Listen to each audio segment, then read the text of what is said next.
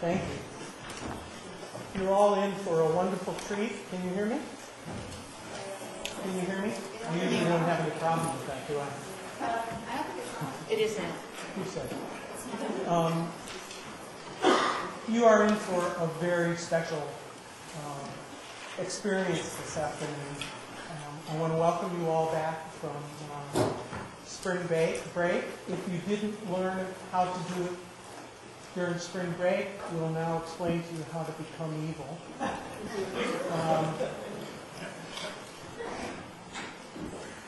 All right, let's put the levity aside. Was that a joke? I was very serious. Someone who has become a vital part of this series is Jim Waller.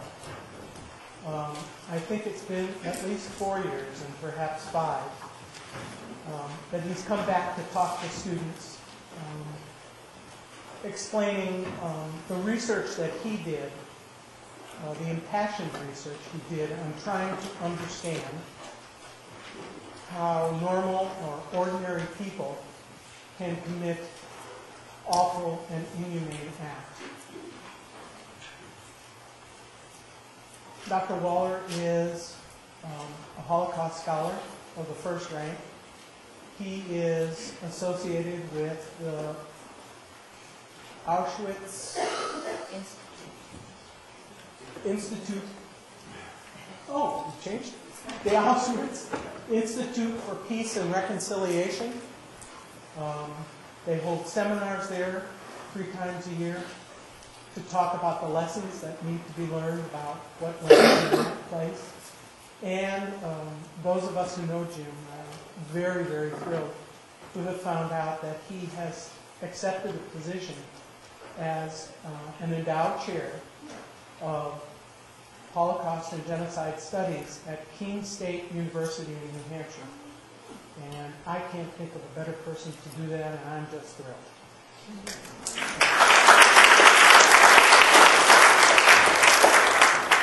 So for the past 4 or 5 years, Jim and his wife Patty come down from Spokane, Washington to get out of the rain and come to the rain. I think, you know, we planned it for April this year, so it might be sunny, but we are getting some sun. Okay. So, without any further introduction, it is my great pleasure to introduce to you Dr. James Waller.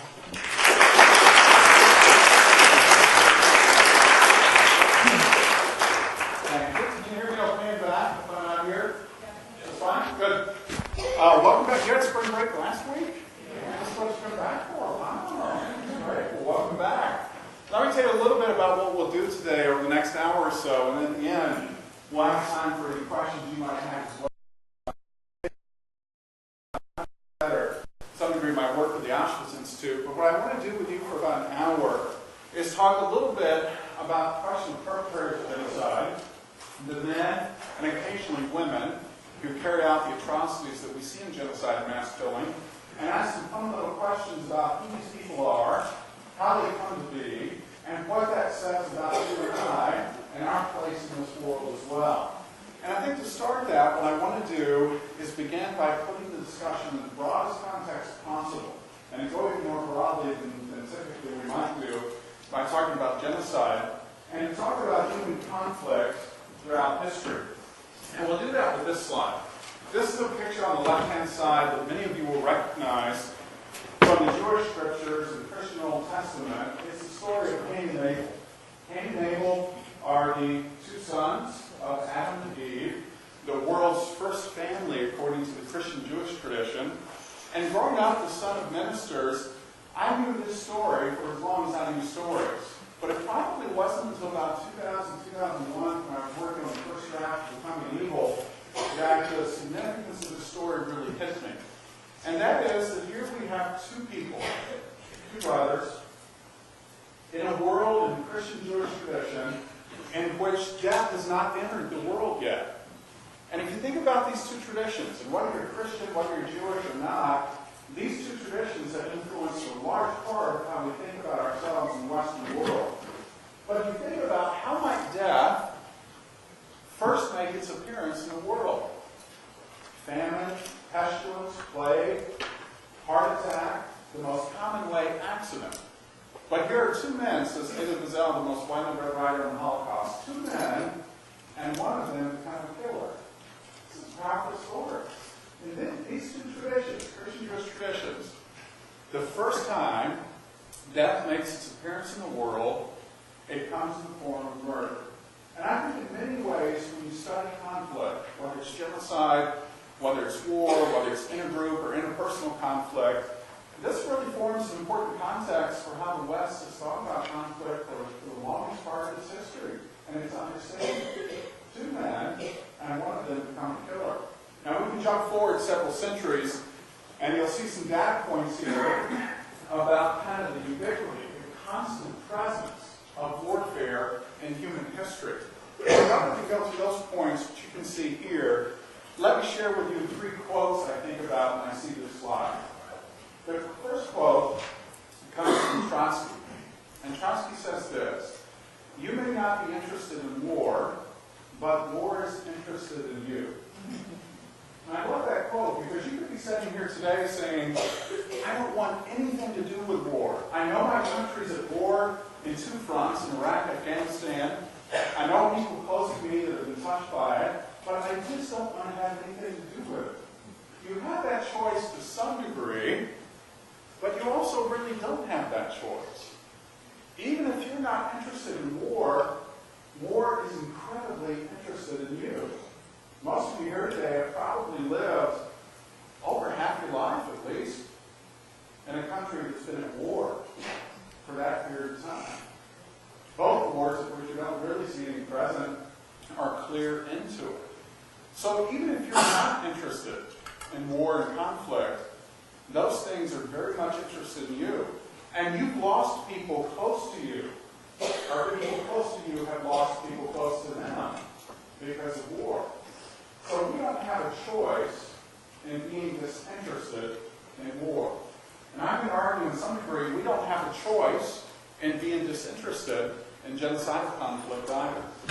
Second quote I think about when I see the slide comes from Winston Churchill, who once said, "The story of the human race is war." What I like about that quote is, imagine Dr. Goodman gave you an assignment to tell the story of human history. Why we have the languages we have today, why we have the countries we have, the distribution of diseases, the distribution of physical characteristics. How did all these things come to be? But she says to you, in telling this story, you can only tell it from one perspective or one lens. What perspective or lens might give you the best understanding of it? I'm hard-pressed to suggest a better perspective than war. Again, even if you're not interested in it, even if you don't agree with it, war can give you a pretty clear picture of why our country exists the way it does today, how languages have been spread, how diseases have been spread. So again, it seems to be a central part of our existence, even if it's something we don't like acknowledging. The third quote I think of when I see this slide comes from Plato, Greek philosopher, who once said, "Only the dead have seen the end of war." What does he mean by that statement? Only the dead have seen the end of war. You're back from spring break, let's just get you started. What does he mean? Sean? Class this size, there's no one named Sean.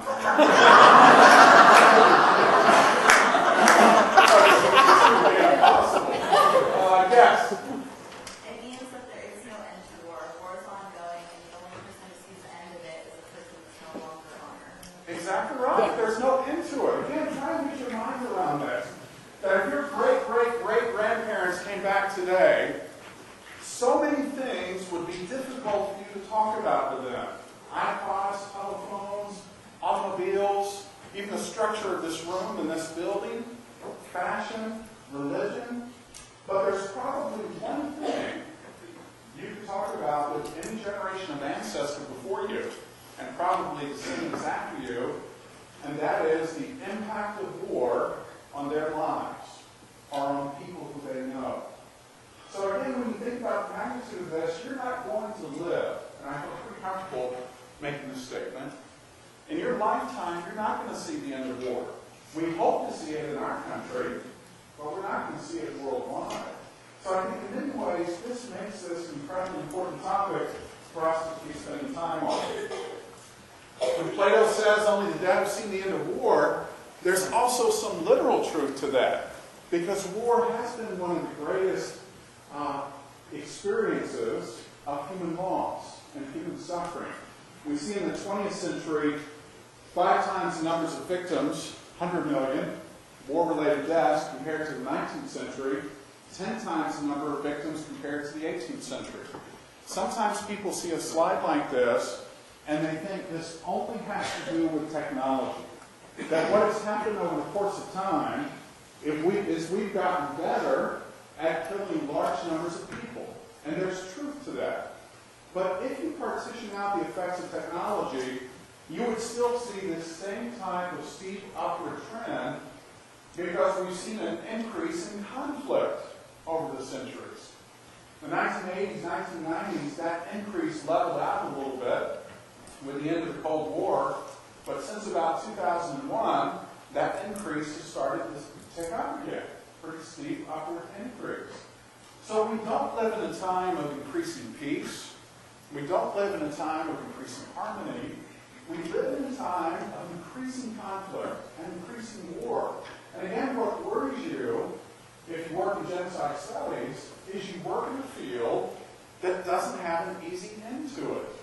Because as long as populations continue to increase, which ours is, as long as resources become increasingly scarce, which ours are, those two things tend to lead to increased levels of conflict. And the more conflict we have, the greater the chance that some of that conflict will become genocidal. So let's talk about conflict in the context of genocide. And for most of you who have been in this course, this material on this slide will be pretty much reviewed to you. But let's talk a little bit about how we define genocide, because it's a pretty contentious issue, obviously, but for our purposes here today.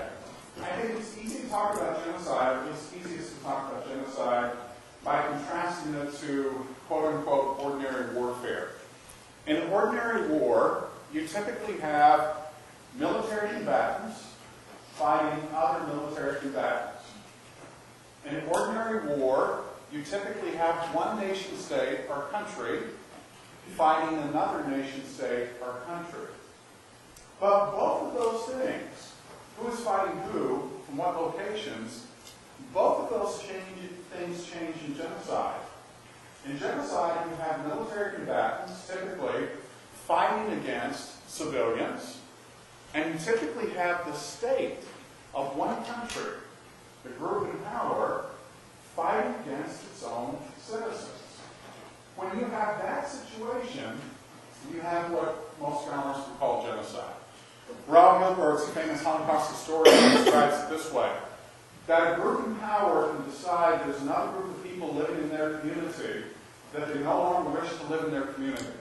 And they can put them in ghettos and isolate them, or, as what often happens, they can force them out of the country. But Hilbert says you take that statement, a group of people live in our community that we no longer wish to live in our community, and in genocide, you take off the final few words, and it becomes there's a group of people living in our community that we no longer wish to live, period. When a group in power makes that decision, they've made the decision to commit mass murder. They've made what scholars would call genocide. We have had genocide as long as we've had human history. The Hebrew Scriptures, the Christian Old Testament, have several stories of people believing that God told them to wipe out another group of people in their entirety. And in some cases, they were fairly successful at that. Those are our earliest recorded cases of genocide. But in the 20th century, the 1900s, we got incredibly good, in a morally upside-down sense of the word. We got very good at genocide, at killing large numbers of people over an extended period of time. So good that scholars in the field typically call the 20th century the age of genocide. And we see some of the points here for that. The destruction of native Southwest African people, the Guerreros, by German colonizers in 1904. This is in present-day Namibia. The murder of 1.5 million Armenians by Islamic Turks between 1915 and 1923. This one is incredibly important, and this is really, regardless of what else you take from today, one of the things I want you to really fully recognize are the generational impacts of genocide. Okay? In other words, genocide and its effects don't stop just because the killing stops. Here's a great example in Armenia. This is almost 100 years ago, this genocide.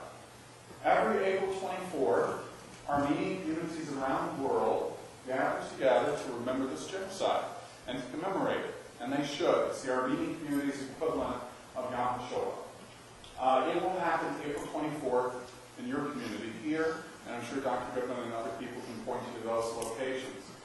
It's important that Armenians remember this genocide because Turkey still denies it as a matter of official government policy. And every year, the sitting U.S. president on April 24th has to make a statement about the Armenian experience without using the word genocide. Because if he uses the word genocide, Turkey will be so upset by that they'll recall their ambassador, they will take our U.S. military bases in Turkey and expel them. And Turkey is an important strategic ally for us. Now, it was understood in all 8 years of Bush's presidency that when he spoke about the Armenian commemoration every April 24th, he never claimed to be called a genocide. And he used every other word but that. Atrocities, human rights abuses, slaughters, massacres, deprivation, mass murder. And Turkey is fine with that, oddly enough. Just don't use the G word, genocide. President Bush never did. President Obama ran, one of his platforms was to say to the Armenian community, if I'm elected, I will call it what it was, genocide. Last April 24th, President Obama had a chance to do that and didn't do it. And Armenian communities around the country were devastated by the trust they had placed in him to call it what it was. President Obama's response was, it's politically a very difficult time right now for us to upset Turkey, but I've got at least 3 more April 24th. So when April 24th comes this year, Google Obama, Armenia, and see what the presidential statement is. Actually, it'll be available on April 23rd. I think most of us in the field think he's probably not going to use it either, but we are going to hold him to his commitment that at some point during his term, he will call this what it was, genocide. So here's a genocide that happened 100 years ago. Did its effect stop in 1923? Absolutely not. It's still today impacting political realities in an important part of the world. Implementation of Soviet man-made famine in the Ukraine in 32-33. In November of 2006, the Ukrainian parliament passed legislation calling these events under Stalin what they believed it to be, genocide. The Holocaust of 39 to 45, in which 6 million Jews, 2 out of every 3 of Europe's Jews lost their lives. And again, here's another illustration of the generational impact.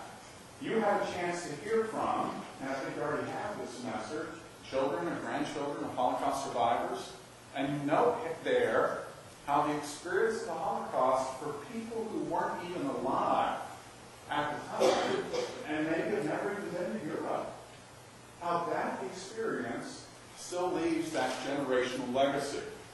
Mass killings and genocide in Indonesia, Bangladesh, Burundi, Cambodia, East Timor, Guatemala, Iraq, Rwanda, Bosnia-Herzegovina. Let me say a couple of things about the 2 on here that I know most well from my research, which are Rwanda and Bosnia-Herzegovina.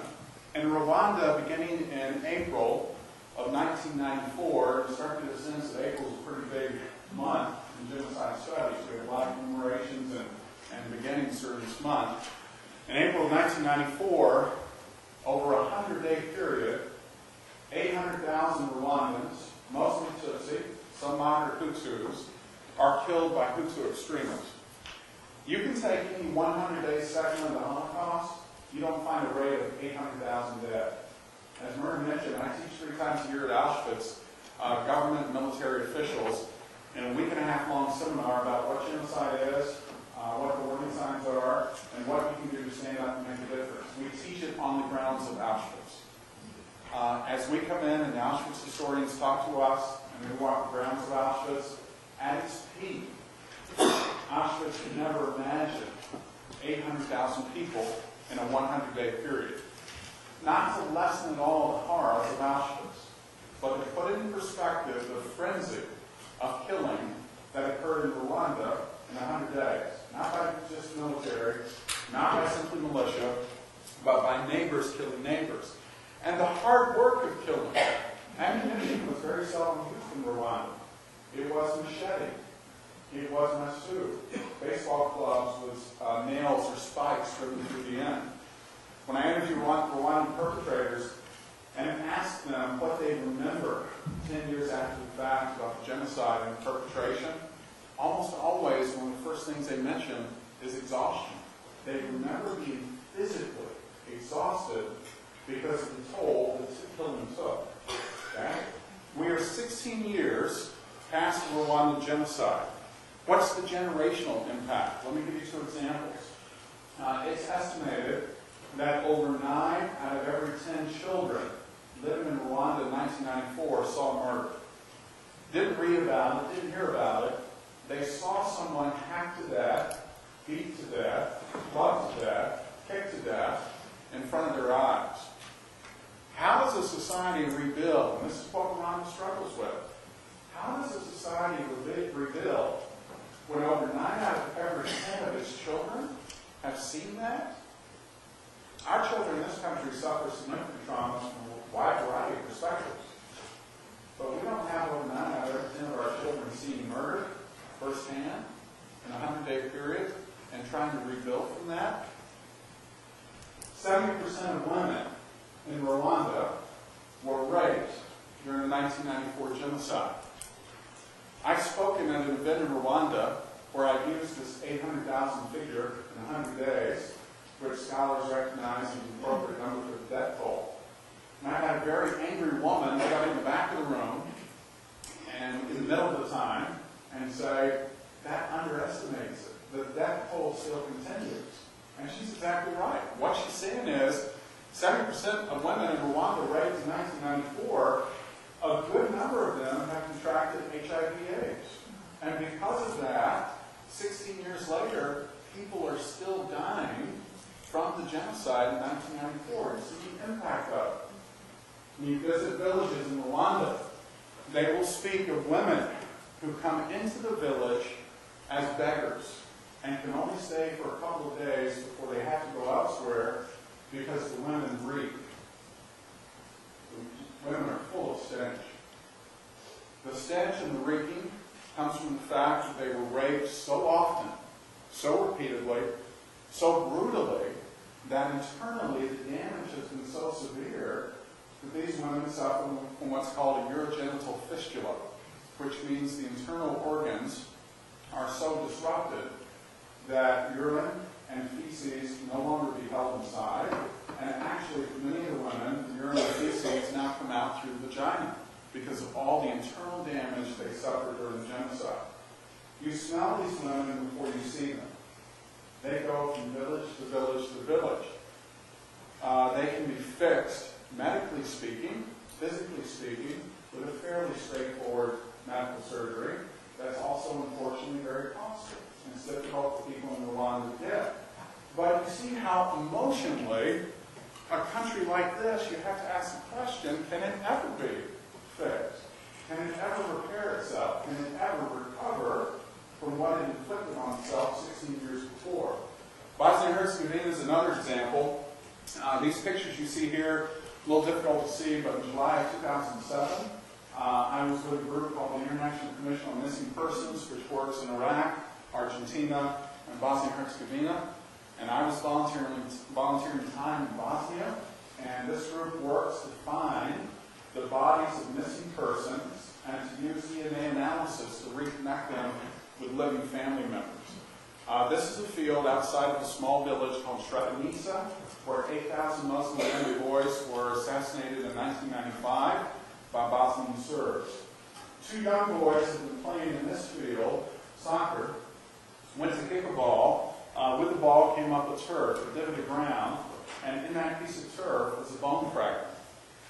10 years before, people will look at this bone fragment and said, it's just a piece of a pig, a horse, an ox, a cow.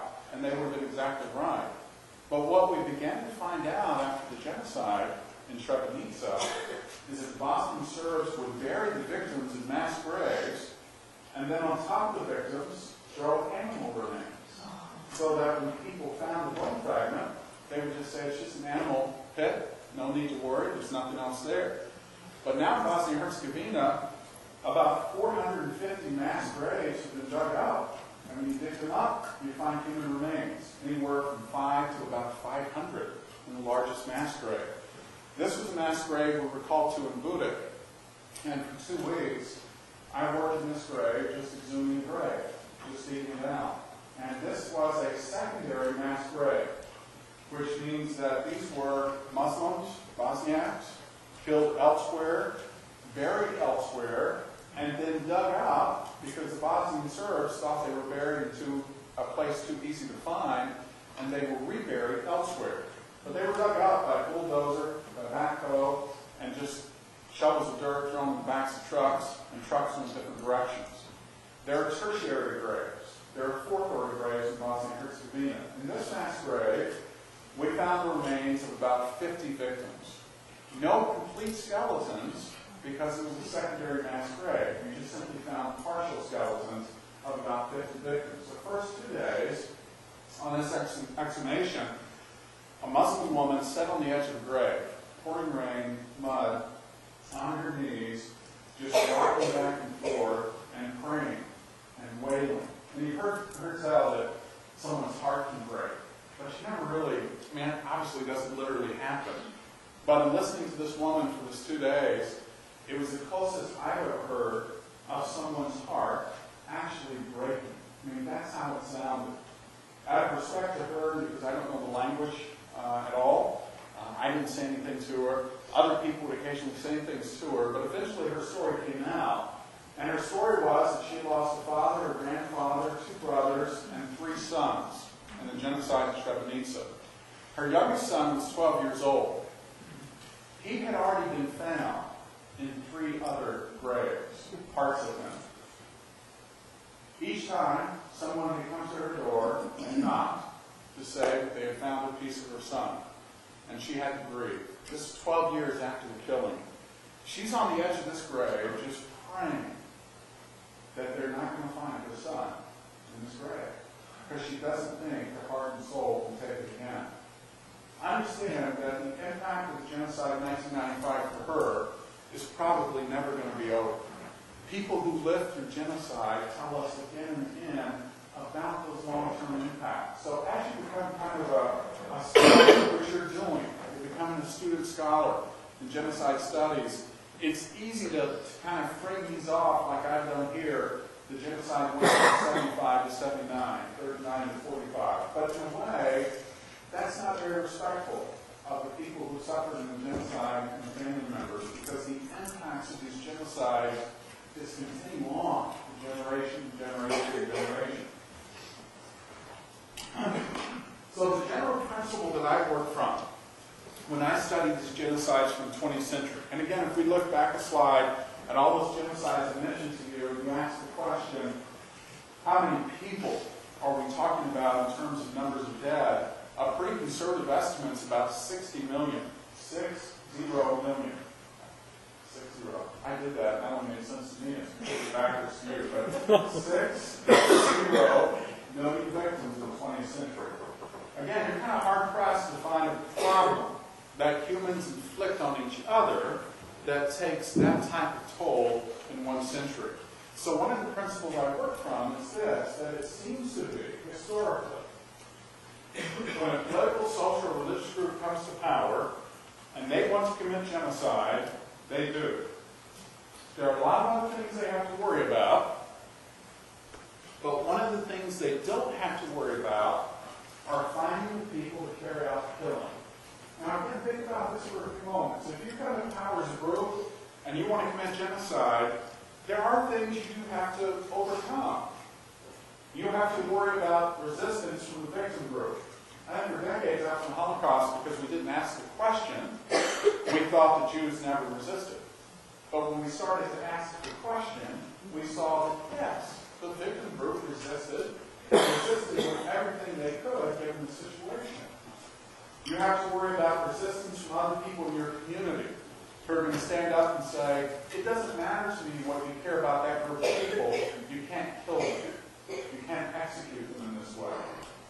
You may have to worry about resistance from the world, although between you and I, don't not leave this room, if you want to commit genocide, you'll be able to pretty much do what you want to do before the world decides to intervene.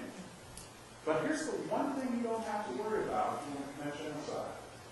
You don't have to worry about finding killers. Isn't that an incredible world to live in? I'd love to live in a world that a group comes to power and wants to commit mass murder, but at some point has to throw their hands up and say, as much as we want to commit genocide, we just can't find the people to do it. We don't live in that world. In the world we inhabit, genocidal regimes find genocidal killers. And again, it's easy for you to look at this or listen to it and say, well, that's because the military commits genocide, and military people have to do what they're told. Well, obviously, that's a pretty simplistic understanding of how the military works, but it's also an inaccurate understanding of how genocide works. Not all genocides have huge military components to them. A lot of genocides have paramilitary components. A lot of genocides have neighbor components, of neighbors killing neighbors in the context of the violence. So again, what we have to get our head around is this recognition that, if a group comes to power and wants to commit genocide, they don't have to worry about who's going to carry that out. So the research questions for me are kind of twofold. One is, how many people does it take to carry out genocide and mass killing?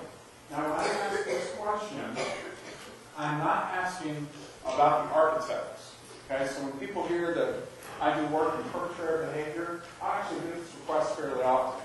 Will you come speak about Hitler, or will you write a chapter about Hitler? I can almost guarantee you that most everyone in this room knows more about Hitler than I know. It's not my interest, never been a course of study, it's not the area I focus on. It doesn't minimize his role in the Holocaust. Tons of scholars have focused on those architects of genocide, but it's not in my interest. I'm also not interested in the mid-level bureaucrats. In the Holocaust, a figure like Adolf Eichmann, who kept the trains running to Auschwitz on the appointed time, full of human cargo, as he would put it. What I'm interested in are the rank-and-file perpetrators, the men, and we see more and more often the women, at the front lines of genocidal violence. Now, these are the ones we know the least about. If you think about it, who do we go after when cases of genocide are over? We go after Milosevic. We go after the leaders. We go after the architects. We go after the people who are visible leadership figures, and we should.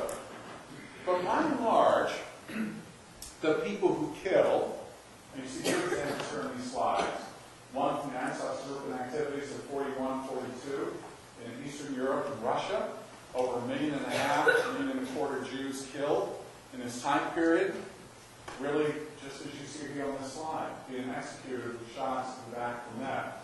That's a low-level rank-and-file perpetrator. Here you see perpetrators in Rwanda, young boys part of the Interahamwe, groups of young boys that just roam the streets of Kigali and rural villages and kill with whatever they had. Shovels, hoes, spades, machete, masu.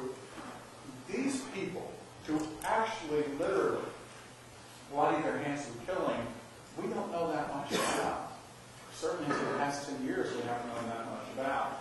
So the estimates of how many people are going to be kind of hard to figure. In the Holocaust, we estimate maybe as many as 500,000 people, Germans, Ukrainians, Croats, Poles, at the front lines of killing, who literally bloodied their hands with killing.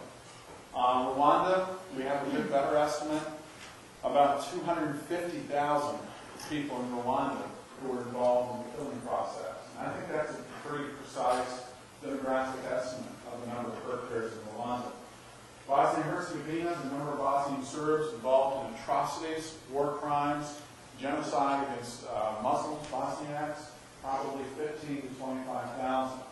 Regardless of where we put the actual numbers, the short of it is, it takes an awful lot of people to commit mass murder at the front line, the people who actually carry out the killing. The second question then is, who are these people? Where do these people come from, and how are they enlisted to do this? I mean, what type of people become capable of committing these genocidal activities? You've read about some of them in this class. You've seen it on film. You've discussed it amongst yourselves. I mean, what type of people actually come to carry out these types of atrocities? And again, what's fascinating about this question is that by and large, after the genocide is over, these people step back into their original life, and they become pretty much who they were before. They become the teachers, the lawyers, the religious figures in some cases, the criminals in some cases, the husbands, the fathers, the sons. They step back into whatever they were before they started, and by and large, tend to escape prosecution of any type. So I think it's an important question, who they are and how it comes about. Now, other people have asked this question before me. I've not been, obviously, if I was pleased with their answers, I wouldn't have felt the need to write about it or speak about it as much as I do, but other people have certainly asked the question, and some of the responses for the origins of this type of evil, I think, has kind of been instructive. One response has been that the origins of evil are in the nature of the collective. That there's something about the group that always brings out the worst in people. Okay? You just returned from spring break. Maybe some of you saw this dynamic. Groups of people get together, it gets pretty nasty. I shouldn't say the groups, I have 3 children. Those children have sleepovers. I've seen firsthand the way that groups can turn. People are tired, they run out of food. So sometimes groups do bad things. But to say that groups always run toward evil is certainly, I think, an oversimplification, and if anything, an exaggeration as well. Groups of people have done incredible good in this world. They've brought democracies to countries that perhaps labored under totalitarian regimes. Groups of people lie at the heart of some of our most humane, caring social institutions. I think what social psychologists tell us is that when groups come together, they exacerbate or heighten the tendencies of people within them. You bring together a group of 10 pretty nasty people, they may be capable of some pretty terrible group nastiness. But you bring together a group of 10 good people, and they can be capable, you've been part of some of these groups, they can be capable of incredible goodness as well. So group dynamics are important. I mean, that's my training, that's my doctoral work is in group dynamics. I know it's important, but I'm very hesitant to say that when groups come together, it always runs bad. I don't think that's true at all. Secondly, is that there's something about ideology. Ideology is what you believe. It's your worldview, it's your belief system. Is ideology important in understanding perpetrators? Absolutely so. Is it the only thing of importance? I'd say absolutely not. Ideologies are very seldom consistent. And perpetrators don't hold ideologies consistently across the population pool either. So for some perpetrators, ideology about Tutsis and Hutu's superiority could have been important. For most perpetrators in Rwanda, ideology just didn't matter that much. It was opportunity. It was greed. It was a chance to have a radio that you didn't have. To have a cow or a home that you didn't have. So ideology is important, but again, I want to make sure that we put it in place. And then finally, and this is one most people jump to, is the people who perpetrate genocide have to be pathological, mentally ill, or they have to have some twisted personality. This was, for me, the hardest chapter in the book to write, because there's a ton of research you have to unpack about the search for the pathology or personality behind perpetrators. But to make a very long, complicated story short and accessible, for all that we've looked for it, we've yet to find significant levels of pathology among perpetrators. We didn't see it in the Holocaust. We haven't seen it in Rwanda. And early studies studies in Bosnia and Herzegovina suggest we're not going to see it there either. That if anything, you think the general rate of mental illness, which is about 10% in the population, if anything among perpetrators, you can make the argument that that rate would be lower among perpetrator populations rather than higher. Twisted personality. Again, for all that we've looked for, the personality that explains perpetrators, we've yet to find it. But now what I want you to see on this slide is worry less about the details of it and more about why do we want there to be extraordinary causes of extraordinary evil. That's a natural tendency. We see something extraordinary, and our mind wants to think the cause of it has to be extraordinary. That's just a natural cognitive tendency. But why does it mean so much to us that the extraordinary evil perpetrated in genocide has to be committed by people who are extraordinary in some way? Why does that mean so much to us to want to believe that? Yeah. Exactly right. We don't want to think we're capable of being as evil. We love talking about the evil of perpetrators as long as we're talking about them. Okay? Someone incredibly different from us. Someone who's pathological, a different personality, a different culture, a different place in history. All of that's fine. But when we have to look at ourselves and ask the hard questions of could we ever be in a situation where we would be capable of perpetrating something like this, that's not a question we want to ask. But in many ways, that's what I'm asking you here to ask today with me, is to try to come to this understanding of how it is that ordinary people like you and I commit this type of extraordinary people. And again, this is the simple argument in my book, is that most perpetrators very much have been like you and I. And the challenge for us is, how did over time they move from studying in a college classroom, did they become involved and make choices of their own active will to start down a path that 6 years later has them at the gates of Auschwitz as a guard and the most notorious of the 6 Nazi death camps in the East. That person didn't just show up on Tuesday to claim that job. He came from somewhere before. And where he came from before was probably a place and a situation and a family very much like the places, situations, and families that we have. Okay? Now, most people never do what he did. But somehow, he finds his way to committing these atrocities. And what I want to ask is, how does that happen? And this is an important question, again, for you and I to wrestle with. It's a question about human nature. You're in the process of becoming an educated people. Being an educated person means that you hold truth in esteem. You value truth. That all is great until you also realize that sometimes because you value truth, you're going to be faced with a truth that doesn't make you feel good about who you are. It doesn't make you feel good about the world you live in. But if you value truth, you've still got to find a way to get your mind and your heart around that truth that is ugly. It doesn't make you feel good about who you are and who's sitting next to you. And somehow get your heart and your head and your mind around that truth and take from it something that can enhance your self-understanding. And to me, that's really, it's nice when people read the book and they kind of quibble with the details and chew on the details of how it happens. But really the key learning piece for me is, can you look at yourself and understand the ways in which you could be subject to these forces as well? Not to excuse perpetrators by any sense, and we're going to finish up with that in a few moments, but for you to understand the capacities of human nature. Survivors of genocide tell us about what we can get through and the resilience of human nature. Resistors and rescuers tell us about the incredible goodness of human nature and the heights of human nature. Perpetrators tell us about the depths of human nature. And just because it's an ugly truth doesn't mean that you can ignore this and just want to study good. and just want to study resilience. I mean, all of this, I think, is part of genocide studies.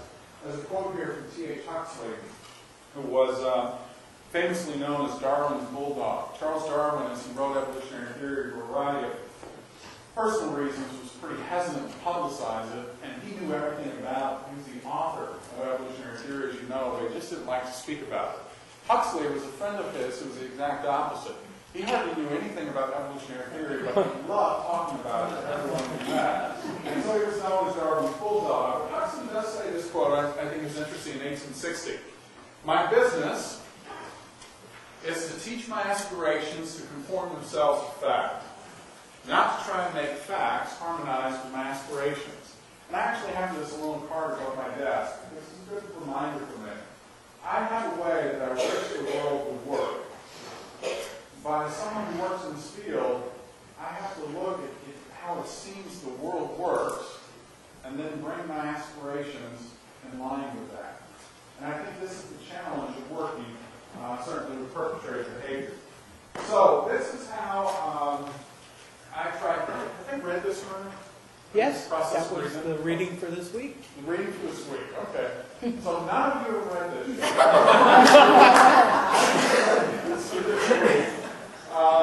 This is what I try to do, is say, let's understand this, the making of a perpetrator, as a process, not as an event. Okay? And again, we'll go back to Darwin's example. Darwin's time, people understood creation of species and creation of the world as an event that God did at one time. Darwin's great challenge to his time period was to say, no, the world and species aren't an event. They're a process that has unfolded over hundreds and thousands of years. I think of perpetrators in that way.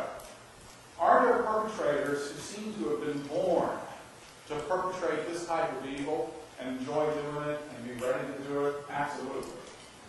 Are they typical? No. Do they make up the majority of perpetrators? I'd argue not. The majority of perpetrators have found their way from a quote-unquote normal life down a path that's led them to commit the type of atrocities that we see in genocide and mass killing. So my question as a researcher is, what are the things that influence that? And we're not going to go in great detail in this model, but just broadly, what I've looked at are the cultural constructions of worldview. What are the values of a society that may make it not a society of perpetrators, but a society capable of producing perpetrators? And let me give you one example. In Rwanda, when you interview alleged and convicted perpetrators, and you work through a translator, at least one, if not two translators, in Rwanda to French to English, and you ask the question, why didn't you disobey authority? Why didn't you just say, no, I'm not going to kill? The question itself doesn't even translate.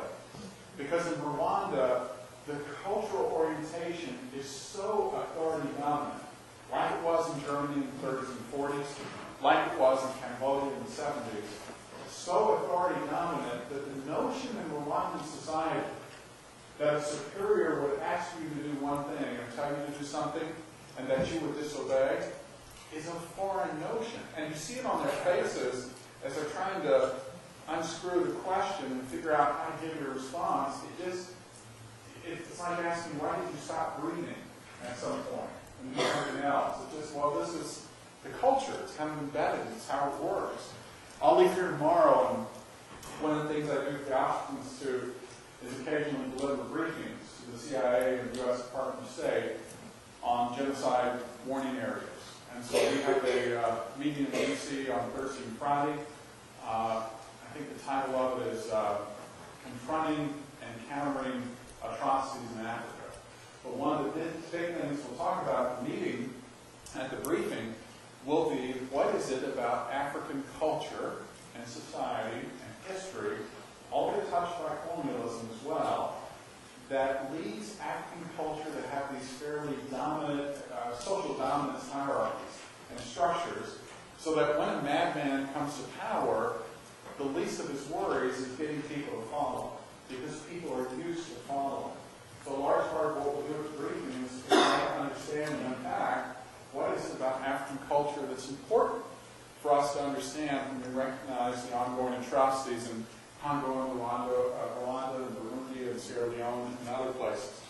Psychological construction of the other is another piece of the model.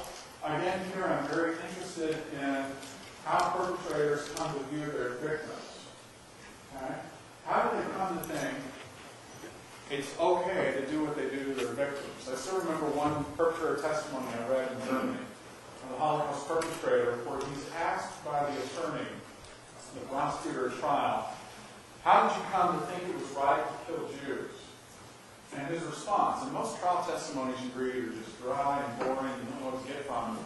This response is incredible.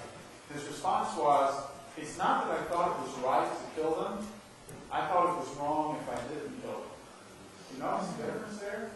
They're so far out there. I mean, if this is my universe of moral commitment, and anyone in this universe I feel an obligation to be kind to, Jews are so far outside of that circle of commitment, it's not just right to kill them, it's actually wrong if I don't kill them.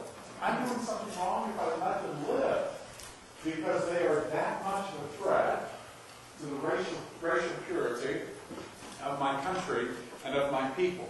So how is it that perpetrators come to see the victims in such a way that the perpetration is justified? There's no moral problem. And I get asked this question often. How do perpetrators get over the moral anxiety of what they do? Typically, there's no moral anxiety because they've settled that by placing the perpetrators, the victims, so far outside of the universe of moral commitment that whatever you do to them is justified. The U.S. cavalrymen in the 1800s, in some of the Indian wars, killed women, raped and killed women, and then cut out their vagina, and took the vagina and stuffed it upside down on a saddle horn as a trophy. How does one human come to think of another human in such a way that you could take that intimate physical reality and make it into a trophy? When the same soldiers studied the testicles of male victims in the Indian wars, and dumped them out and sewed them together to use as tobacco pouches and send home as gifts, how do victims become so far outside the universe of moral obligation that the perpetrator doesn't even think twice about using the victim's body parts in that way? And this is the tricky thing about working in perpetrator behavior. In some ways, you have to step into their world to start to understand how they view the victim. And it's their view of the victim that I think is essential to understanding how they come to do what they do. And the final piece of it is recognizing that genocide occurs with groups of people killing other people in large numbers over an extended period of time. So we'll go back to group dynamics. What are the group dynamics in a collection of perpetrators that are at play? What is your first name? Drew? Drew and I are in a group. We're in the Auditorium in Rwanda. We're perpetrating genocide, killing large numbers of people. The group dynamics that Drew and I face there are pretty similar in how they work to the group dynamics that he and I will face here as members of Sonoma State's tennis team, let's say. You play tennis? Oh, good. I don't either, but maybe it's win. But, so we're on the tennis team. We want to be good in that group, and we want to be recognized for our skills and abilities in that group. And you're all okay with that, because that's a good group. It's a tennis team. We can't fall for the lie that a group of perpetrators works differently than a group in a so-called good group. The group dynamics here at play in our group of perpetrators in Terra Hamwe are the same. We want to be good at what we do. If we're killing, we want to be the most creative. We want to be the most brutal. We want to have the most notches on our belt, or our gun, or our machete, or our masu. We want to be recognized within this group for being good at what we do. We're in a group that's a brotherhood. This group is close. We've lost our fathers, probably. We probably come from broken homes, and Terra Hamwe is our first home. This is the scary thing when you interview perpetrators in Rwanda, is they've been in prison in some cases 10 years, but you ask them about life in the Interahamwe, and you see the twinkle in the eye, and you see the half smile, and they miss it. It was family. And you worry for a country when these perpetrators, and this is happening, come out of prison and run back to find that connection in the group. And we have these groups of Interahamwes now in Congo, committing atrocities in Congo, that have served their time in Rwanda, but have gone back to find that connection. So all the things that are important in groups, socialization, group identification, binding factors, conformity, peer pressure, all of these things are going to work as well in a group of perpetrators. There's nothing unique about them simply because they're doing something incredibly evil doesn't somehow make them different from the other type of group dynamics we see elsewhere. So when we look at this, I think in conclusion, why are these questions important for us? One reason is, as I said before, the age of genocide, unfortunately, is not over. In the 20th century, 60 million victims. In the 21st century, we've had genocide in Darfur. I think arguably from February 2003, ongoing in some respects. Part of what I do with the Auschwitz Institute is in addition to teaching at Auschwitz 3 times a year, I do these briefings where I keep track with other scholars from around the world about hotspots where we're worried about genocide around the world where we're concerned about the potential for genocidal violence. These 11 hotspots are all what we classify as high risk. We have about 20 medium risk and about a dozen low risk. This is just high risk. So when people say that genocide is only about the Holocaust, they're not only ignoring the past 50 years of the 20th century, but they're ignoring the first decade of the 21st century as well. So if we look at these countries for a moment, Zimbabwe, Democratic Republic of Congo, Rwanda. Rwanda's heartbreaking. How many of you saw what's up Rwanda? At the end of it, you feel like the good guys win. It should be over. The good guys in Rwanda have kind of become the bad guys now. The Tutsis, who stopped the genocide in '94, the victim group, Tutsi rebels stopped it. Their rebel leader, Paul Kagame, is now the president of Rwanda. Tutsis make up 15% of Rwanda's population. Hutus make up 85%. Are the Tutsis ever going to allow that to be a fully functioning democracy? They'd be silly to, right? You're going to be outvoted 85 to 15. I mean, it's probably not going to happen. Kagame's regime is pretty repressive.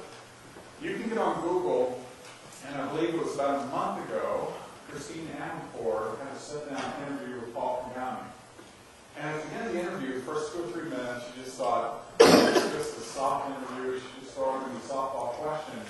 And then out of nowhere, she just starts launching in with the human rights abuses that the world has heard about, and Kagame starts backpedaling pretty quickly. But it's a fascinating, I think it's only about 14 minutes, a fascinating interview with Rwanda's president.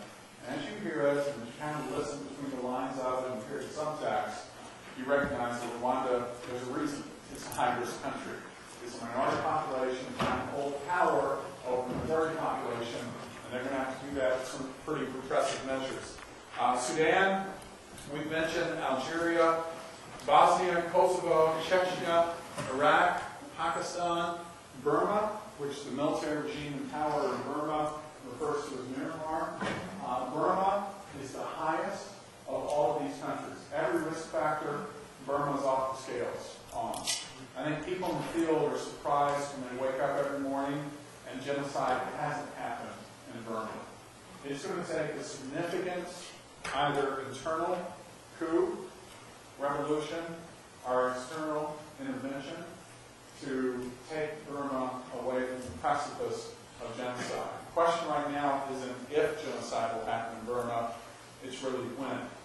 That's one of the 11 hotspots that right now, if any of these 11 tomorrow someone said genocide violence is flared out, it'd be hard to say you'd be surprised about it. So this is kind of the reason for taking a class like this, the reason for asking the questions we've asked today, is the urgency of the fact that we live in a world that's not learning from the genocidal past. If anything, what we've learned is genocide seems to work for perpetrators.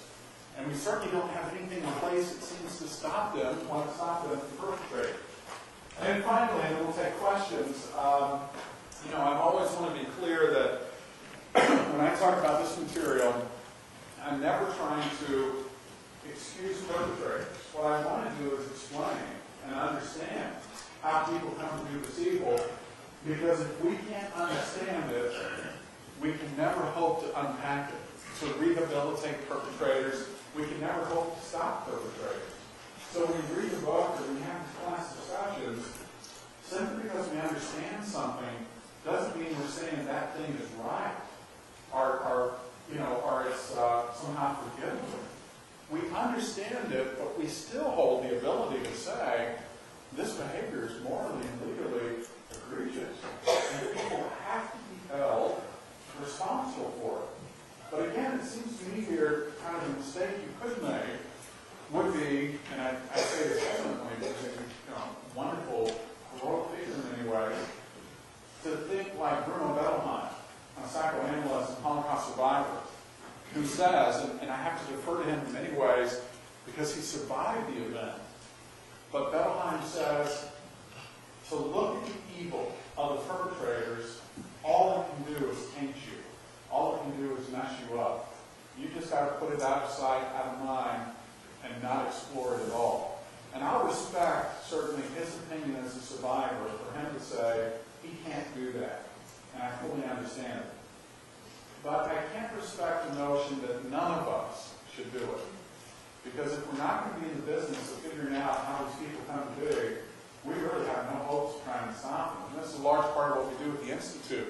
We bring 20 government officials from around the world to Auschwitz, and for a week and a half we teach them what genocide is, what the warning signs are, what they can do to stop it.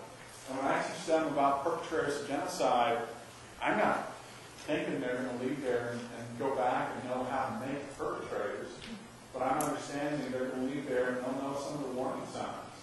And they'll know how to unmake perpetrators or stop perpetrators from being made.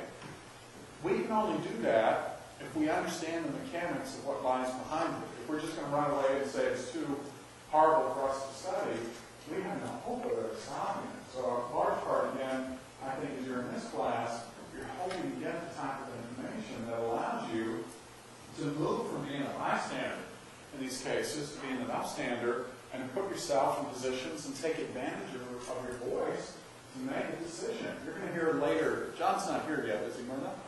John Roth? No, he'll be here in May. I'm sorry, I didn't mean to. I think I woke Myrna. John Roth is coming. And when John Roth comes, don't tell him I already stole his thunder on this. But John will talk about leverage and responsibility. And he'll tell you that you all have leverage. I don't care what year you are in school, where you work, what your major is, what you're thinking about doing, what your parents did. You have leverage in your life to make a difference. When you take a class like this, with that leverage, now comes responsibility. You're not ignorant any longer. And your responsibility is to use whatever leverage you have. If it's 1 people, if it's 2 people, if it's 400 people, to make a difference. Social contagion, and I'll finish with this, is a theory in psychology that says within 3 degrees of us, okay, the number of people to whom our opinions matter. Not just the number of people who would say, well, I know X and you know Y and we know each other. But the number of people to whom our opinions matter runs around 1,000. And you may have to do that. You probably do have about 1,000 people in your life that when you say something would at least give you a listen, would at least give you a voice to some degree. And again, I think part of the challenge of being in a course like this is recognizing you've got that leverage and you also now have that responsibility. And it's a large part of what we try to put on government officials who come to spend time with us at Auschwitz as well. Time for questions, comments from you. Yes? What made the difference in South Africa? How does South Africa relate to genocide? That's a great question. Why did South Africa not become genocidal? Apartheid was certainly a human rights nightmare and an abusive system. It never became genocidal. It probably had some historical reasons there, but I think what's interesting is with the shift now of the victim group of apartheid now holding significant leadership, what has been substantial about that so that there's not been retaliation? And so retaliation killings are one of the issues in Rwanda. And I think in South Africa, two of the things that have been instructive, one has been the strong force of personality of Nelson Mandela. I mean, that's been huge. And that's hard to replicate somewhere else. And the other has been the Truth and Reconciliation Commission, which has been huge, but people, and this happened in Rwanda, people tried to take the Truth and Reconciliation Commission and said, it worked great in South Africa, let's put it to use in Rwanda. Because after all, it's all in Africa. Well, the problems were, Truth and Reconciliation Commission, scholars will tell you, didn't work as well as the world thinks it works in South Africa. It had and still has some huge problems. And secondly, Rwanda is just a very different culture than South Africa. It does not have a large Afrikaner white population like South Africa has had. And what worked well here has not worked well at all in Rwanda. So this is really, one of the issues. And as you think about comparing genocides, this is intriguing. In the Holocaust, the victim group, when the killing was over, the Jews fled to the United States, Canada, to Great Britain, and to the new state of Israel. Jews and perpetrators, victims and perpetrators in the Holocaust, very seldom had to live together physically again. Rwanda, Bosnia and Herzegovina, that's completely different. Victim groups in Rwanda can't flee anywhere. They have to come back to Rwanda and literally live next door to the people who try to exterminate them. Bosnia and Herzegovina, kind of the same. Bosnian Muslims have to come back and figure out how to live with Bosnian Serbs and Bosnian Croats. And those issues of reconciliation become, these are very different issues than Jews and Germans have to deal with after the Holocaust. Other questions? Yes? Have there been any studies of the societal or interpersonality differences between perpetrators and resistors and people who try to help? No, yes, there have been, but we don't have conclusive answers. The question was, are there any personality differences or situation differences between people who help and people who perpetrate? And we want to think that education should make a difference, that religion should make a difference, that high moral values should make a difference, on and on and on, but we don't really see many of those factors having what psychologists would call predictive value. For every perpetrator you find that had a wonderful religious upbringing and that brought him or her to be a rescuer of some type, you'll find easily a perpetrator who had a wonderful religious upbringing and killed in the name of Christ. Bosnian Serbs, one of the Bosnian Serbs I interviewed, not the first one, the second, spoke of the night before going to kill Muslims, being at his church, and being blessed by a priest for what he was about to do in the name of Christ. So, it would be so easy if we knew that these personality factors are doing these things to people as a child, make them good, and these things push them in another direction. But we just haven't seen those type of predictive capabilities in the studies. Yes? From your interviews for after the genocide, did you find that any of the perpetrators had any kind of remorse, like afterwards? Yeah, it's a good question because, and this is where it's difficult, and I think it's work in perpetrator behavior, and you have this tendency as well. You think, well, the key piece of information you'll get will be from the perpetrator himself or herself. In truth, that's probably the least helpful information you get because there's such a self-presentation strategy of, even if they're not educated, they know they're supposed to be remorseful. They know they're supposed to feel badly. They're hoping it will get them off to some degree in terms of legal sentencing. So usually what I get more is from people who surrounded perpetrators and seen their behavior. And I think, when we talk about this mental gymnastic of placing victims out here so they're not part of your group and you can do whatever you want to them, you don't turn that around overnight. There's not an easy shifting. So for instance, I'm thinking of one Holocaust perpetrator testimony who's asked a question and he's talking about what he did in the Holocaust, And at some point he says, and this is like 30 years after the fact, mid-1970s, his statement is something along the lines of, but you know, the Jews were trying to take over the world, and they did have it coming, and you see what they're doing today in Israel. I mean, those decades of in his mind, learning what Jews were and the anti-Semitic prejudices that went with it, you don't undo those.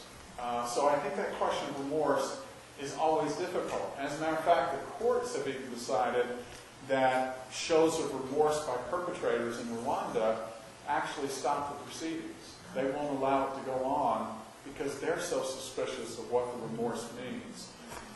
There are perpetrators, you have some stories of perpetrators who have been rehabilitated and are now involved in reconciliation efforts. I know perpetrators in Rwanda, Hutus, who have adopted Tutsi children from families where they killed the child's parents and have gone back and adopted the child.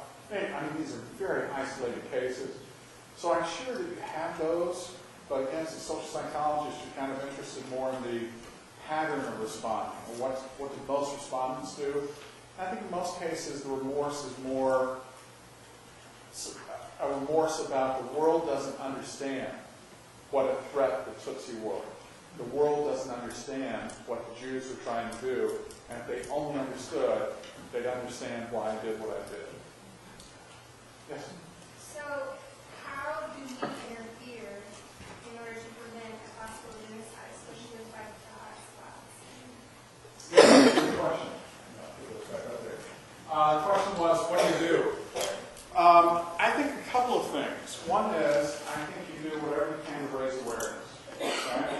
When I started speaking about coming evil in 2002, I would always finish with a segment on Darfur. No one had heard about it. Okay? Today, most everybody knows about Darfur. George Clooney knows about it, which means most every female in this room knows about it.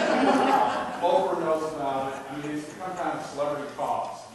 Now, that awareness is incredibly important.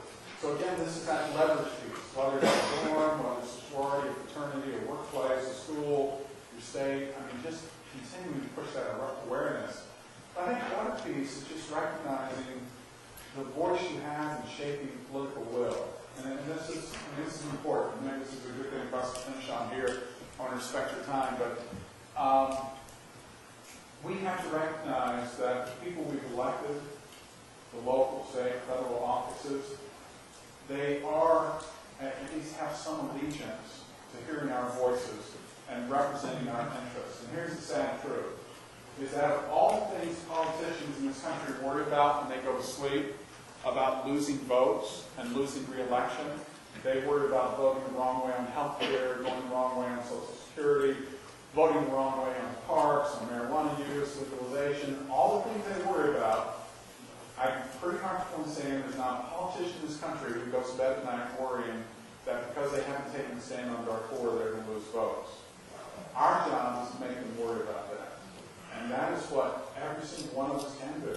And it's simple. I mean, you don't have to send you just do it online easily. But the more that we can have a voice that says, even though our government thinks Darfur doesn't matter because it has no economic interest, no political interest, no strategic value to us, it has a human value to us, and because of that, something has to be done to stop the killing. Our politicians, and I don't hold them responsible here, I hold us responsible. This isn't costly for our politicians because we haven't made it costly.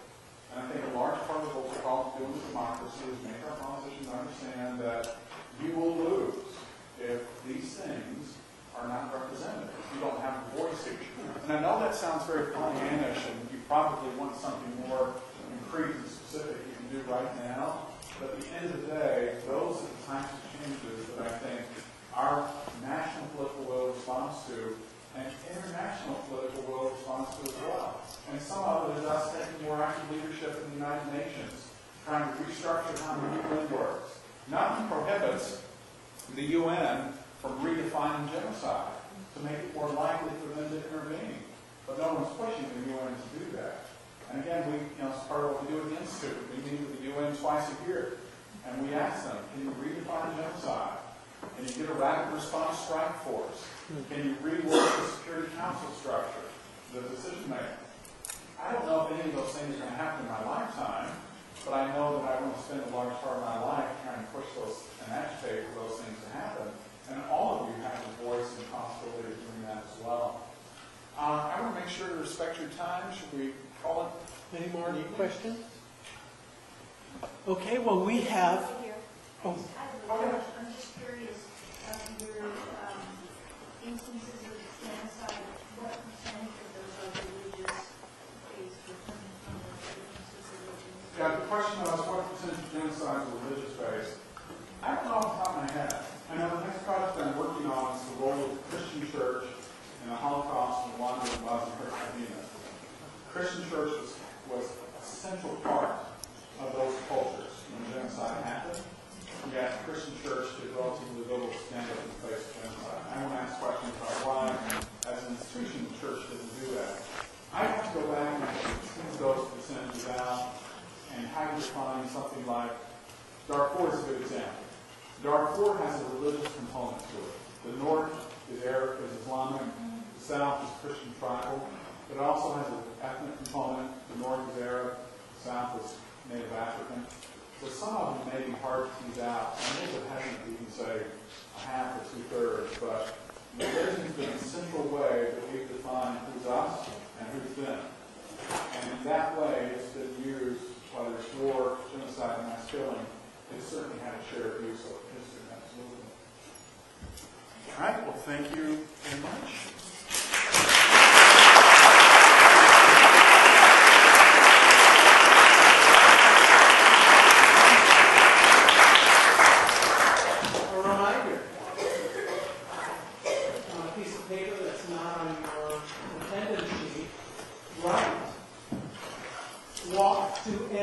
Genocide.org. That is one way that you can use your voice. Walk2endgenocide.org. I know there are a lot of students who signed up to do the genocide walk. Coming up Sunday. Where are people meeting? At Congregation Shomer Torah in Santa Rosa. You can look it up. Make your own sign. But first go to walk2endgenocide.org. Okay. Is Veronica here? Maybe she could talk to anybody who's interested who hasn't Veronica? signed up yet. Could you come forward and you can talk to somebody, people who have